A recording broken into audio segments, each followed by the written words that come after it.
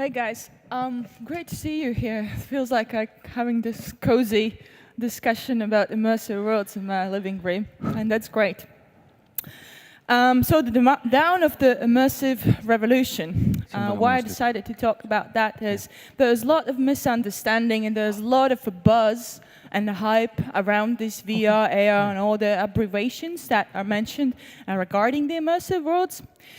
Me, myself, as Preet mentioned, coming from this spatial thinking, industry architecture and urban planning, turned into the founder of the Vividly, and standing proudly for the women in the VR, as well as recently joined the Good Technology Collective, where we try to explain and kind of guide how the technologies are understood in society, that they are understood well and perceived in a good way. So when it regards to immersive revolution, we look at immersive beyond the hardware, beyond the gadgets, beyond the physical things and hypes. So when I speak about immersive, when I speak about this VR, AR, MR, XR, alongside with artificial intelligence, it's going to change the way we do things today. It's going to change the way we perceive the world today. And there are some aspects yet that we can't even imagine how they're going to affect our lives. So these virtual worlds in a way, and virtual platforms, are perceived as computing spaces. So again, beyond the platforms and beyond the scalable gadgets, it's the medium within which the new revolution of computing our worlds will be introduced. And this world that we will be able to compute allows us to understand the things that we desire, the things that we fear, the things that we are looking forward to see in our physical world. Meaning that simulating the aspects in the virtual world allows us to make our worlds and our presence in this world a lot better. And all of that, again, returns back to the human beings. And again, all out, there is a lot discussed about the gadgets and hardware. The core of the immersive worlds lays into the experiences of engagement. And same as the spaces and design and architecture and cities shape our societies, our personalities, our interactions to each other, also the mediums that we create become us. So we have to bring it attention towards what decisions are we doing today in order to affect the worlds that we are creating for tomorrow. For decades, we've been living and coding as well within the screens, within these rectangular shapes where we embody our emotions, our worlds, our functionalities. And when it comes to the immersive worlds, again, it's something that we compute and create within the space, and taking in consideration the third, fourth, and even fifth dimension of the information. And it feels like sometimes when you are, diving deep into the content, diving deep into the reactions of how human brain are perceiving a various kind of effects of the information, dipping ourselves into the experiences that leave the marks and footprints in our brain, embodying ourselves into the situations and circumstances which we would physically not be able to experience. And all of that creates and gives us actually ability to access and unleash the new means and new ways of how we can potentially use our brain, or how we can access the parts of the brain, the dots of the brain, the neurons and the connections that haven't been trained before. And what I'm addressing here is that our brain has this unique ability to be able to connect the dots and fill the gaps.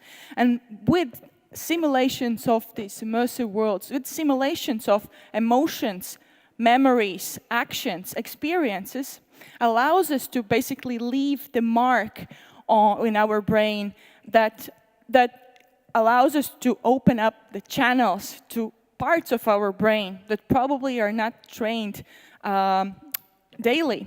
For example, let's say the architectural or let's say spatial thinking. A lot of people still perceive the world, or at least they don't have this perspective of seeing the depth in the space. And while in the virtual worlds you're able to simulate that and give that ability that what architects, let's say, been trained of the years and years to see and imagine in between the three lines, gives ability to everyone to understand and feel. Well, knowing all these things, that immersive world, again, is not a nice gadget in our lobby.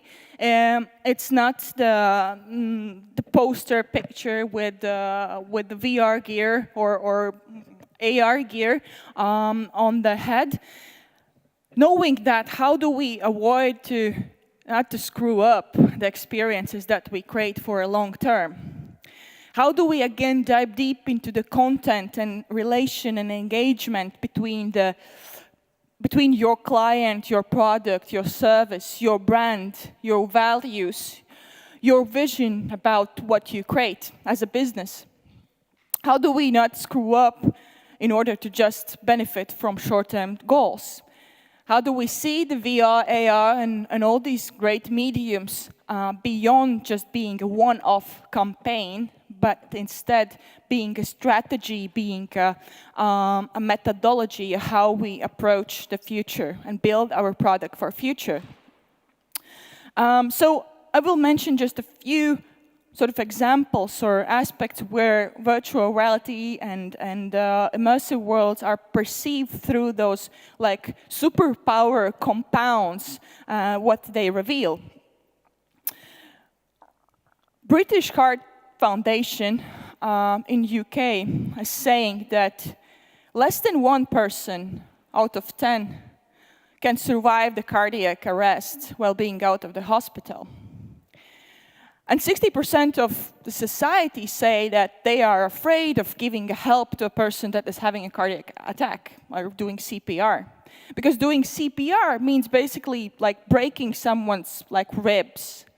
And that experience may be quite confusing, frustrating, chaotic, and situations within which you would, be expected to have an action are confusing. So what they are doing at the moment in UK schools is providing the virtual reality experiences in order to train people, to accustom people to the situations that would happen outside of like the usual circumstances, to give them a confidence and courage to take an action and save thousands of lives. The learning skills, learning to drive, learning languages, learning development.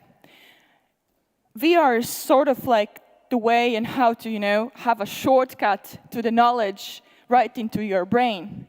It's kind of, a spotlight in your brain where it marks the memory of what you have experienced. We all know that through the experience is the most powerful way of learning. Empathy.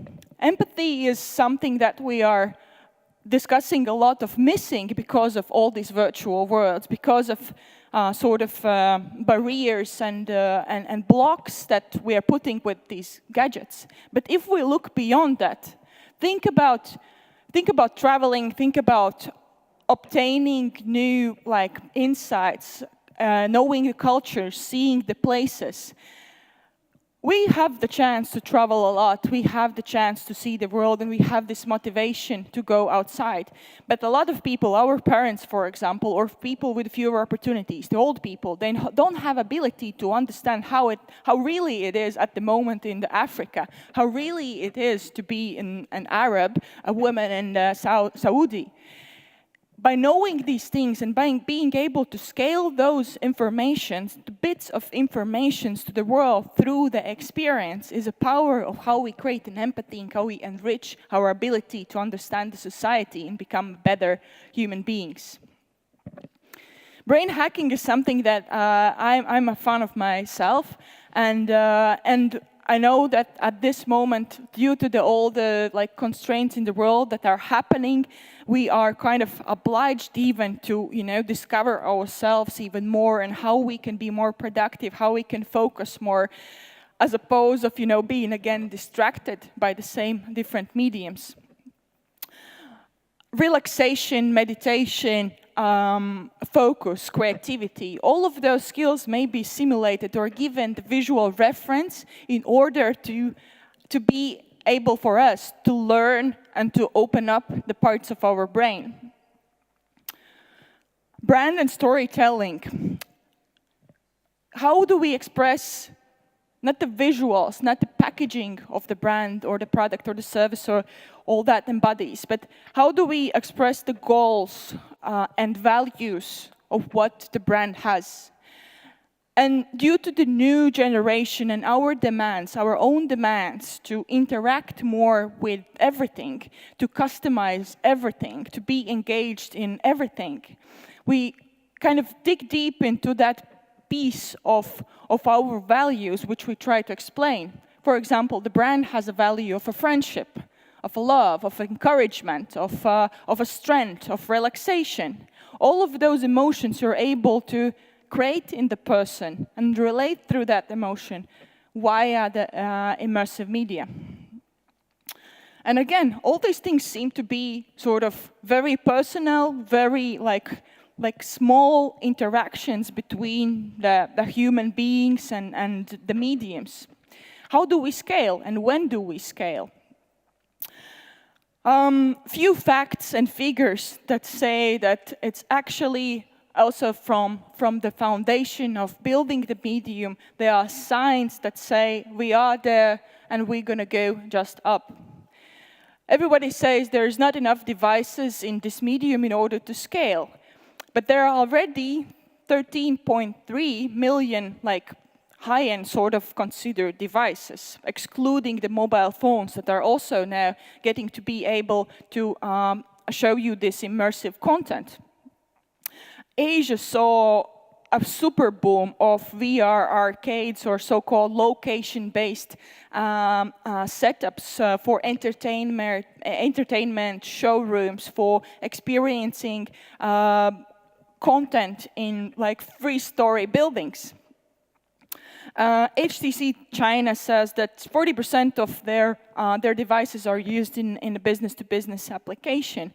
I can say that in Europe the number is a little bit higher, but what we see is a shift towards the consumer market, that the consumers get along this medium and start to use it, start to talk about it, start to experiment with that.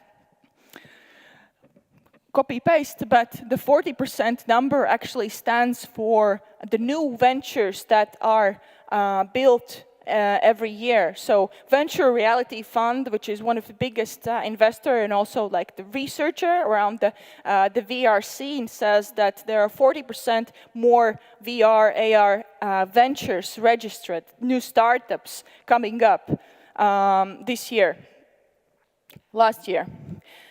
In terms of investment, we see that around the 5 billion investment already put into the VR AR scene, and it also reflects how much of a VCs are getting to be active on taking part in even a seed level and a Series A level investments in the UK.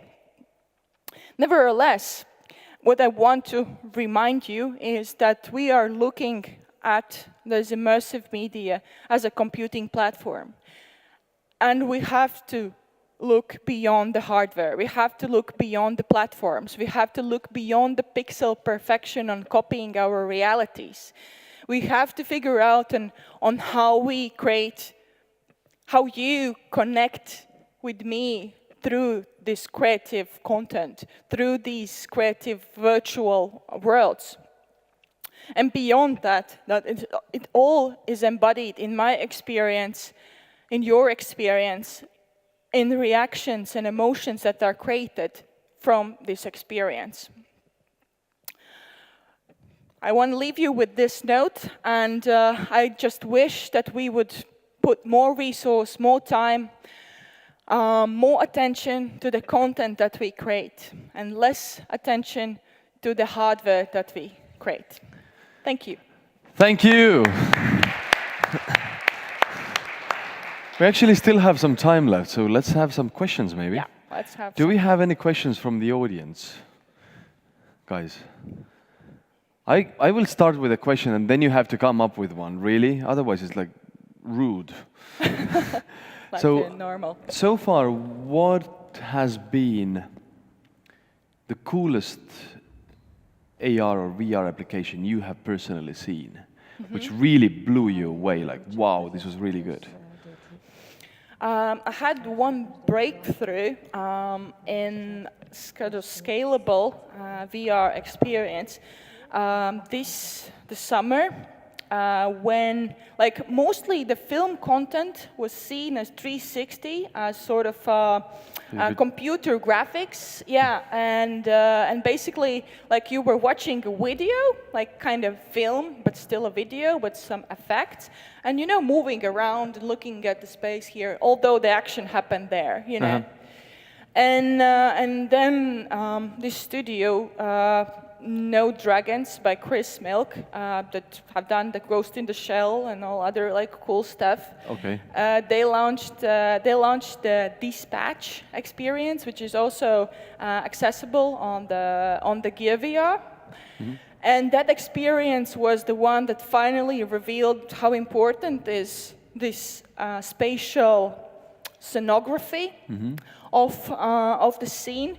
And it was not using the real sort of imaging at all. It was basically all computer graphics, plus sound, plus like really pointed elements that created this, like, I can't even like explain you that in the words, but you were embodied in that story so strongly that, like, after you take off the glasses, you're like, you need a moment to just observe that feeling, what just happened to it.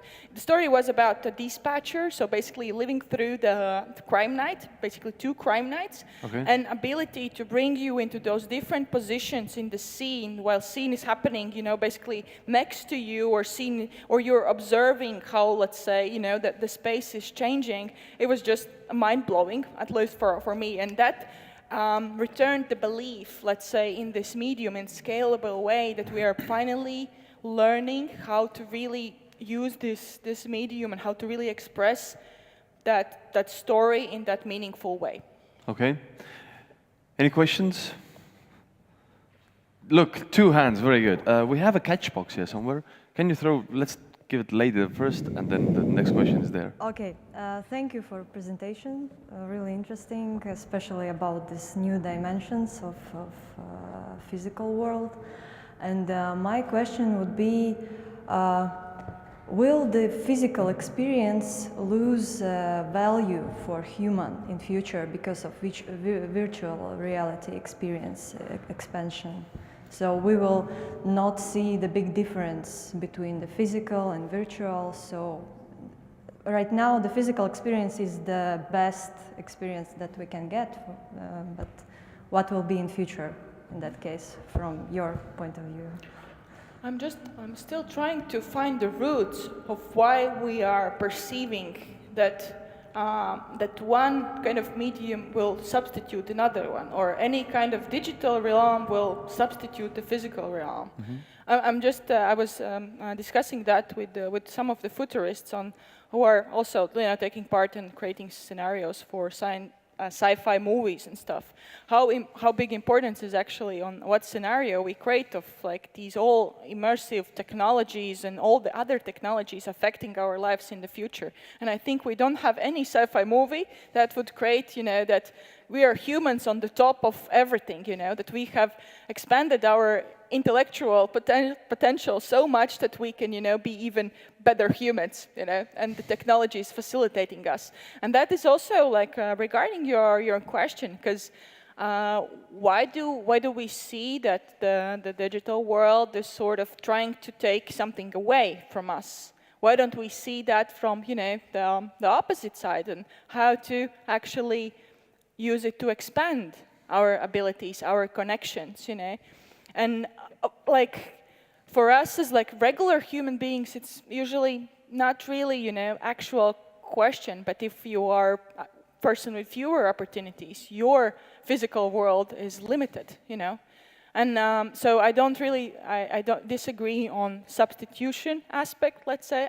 I'm encouraging and empowering through everything to enhance our abilities and to extend our feelings and perceptions through the digital and virtual worlds. Can you throw the box to the next gentleman there? So, in your opinion, what would be the most dangerous or dark side of the virtual reality? Because everything has flip side also. Most dangerous what? Dangerous. Virtual or augmented reality, what would be the dark side, the dangers that come with it? Dark side, oh Yeah. great. I actually discussed that a lot with my colleagues that operate in the virtual reality that are in this stage of copying the reality. So I'm really against the copying reality and like duplicating our real worlds into the virtual worlds, because on that is like a tricky, the edge where, because the virtual worlds also create the memories in our brain. It's like you experience that. So at some point you may have, and a lot of people already starting to have a little bit like inability to draw the border, which is which. Like, for example, you play the VR game, let's say, and you have been playing that game for hours, where you can just stand in front of the bus and like bus goes through it. And that's quite an interesting feeling that you get, It's like you live that moment through and you're like, oh, I'm still alive, and like, and you start to get used to that. And so imagine, having just those reflexes reacting on things in the real world, where then you would be harmed, right? So this is a really tricky edge on duplicating the reality. So I'm rather, again, referring to the first question, expanding the reality through these contents, through these like hacks in the brains, rather than just trying to visually build you the same spaces. Okay, do we want to have one more question maybe? Guys? Anyhow, I'm available in this conference today. I will be more free, so feel free to approach. Can you tell us once more maybe a couple of words about your own company, about the Instagram aspect? Well, we focus on making the virtual reality accessible, lightweight, and also appealing through the web VR technology. So web in a context of building this metaverse, because right now we see a fragmentation in the virtual reality, a separate apps, a separate gadgets, separate ecosystems of virtual experiences. We are trying to build a platform that would merge them for architects and designers and empower their creative work through the accessibility and attractive design experiences. Thank you so much. Give Gunita a big applause. This was a very inspiring speech. Thank you. I especially like the idea that if you have a design background, you usually look much further away than just a gadget in front of you. This is really good. Thank you so much.